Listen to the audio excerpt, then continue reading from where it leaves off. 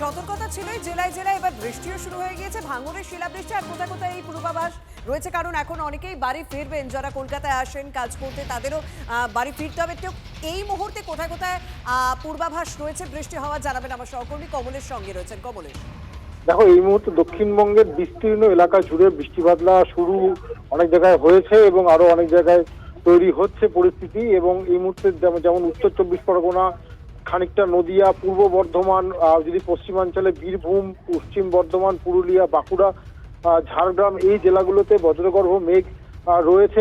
বৃষ্টি কিছু জায়গায় হচ্ছে, কিছু জায়গায় হবে। এই বৃষ্টি বাদলা যেহেতু একটা শক্তিশালী পশ্চিমী ঝঞ্ঝা পূর্ব ভারতের দিকে এগোচ্ছে, এই বৃষ্টি বাদলা আগামীকালও হতে পারে। গোটা রাজ্যে কমলা সতর্কতা জারি রয়েছে। মেঘ ডাকলে সবাই যেন কংক্রিটের নিচে থাকেন, এটুকুই পরামর্শ আবহাওয়া দপ্তরের। শর্মিষ্ঠা, ধন্যবাদ। বিশ্ববাজারে এই মুহূর্তে জ্বালানির সংকট চরমে পৌঁছেছে। এলপিজি পেট্রোলের পর এবার বেড়েছে ইন্ডাস্ট্রিয়াল ডিজেলের দাম। 88 থেকে বেড়ে দাম হয়েছে 109 টাকা লিটারে। ইন্ডাস্ট্রিয়াল ডিজেলের দাম বেড়েছে 21.92 টাকা। প্রিমিয়াম পেট্রোলের দাম বৃদ্ধি পেয়েছে, লিটার প্রতি 2 থেকে 2.5 টাকা বৃদ্ধি পেয়েছে। তেল গ্যাসের আকালে বিশ্বজুড়ে এখন মন্দার শঙ্কা।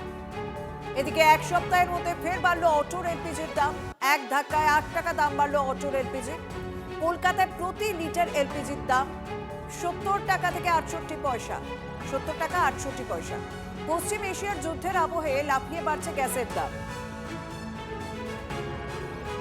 ভোটের জন্য কলকাতা বিশ্ববিদ্যালয়ে পরীক্ষা পিছিয়ে গেল। 23 এপ্রিল প্রথম দফার ভোট। ওই দিনই স্নাতক স্তরে আর্টস, সায়েন্স এবং কমার্সের প্রথম সেমিস্টারে পরীক্ষা ছিল।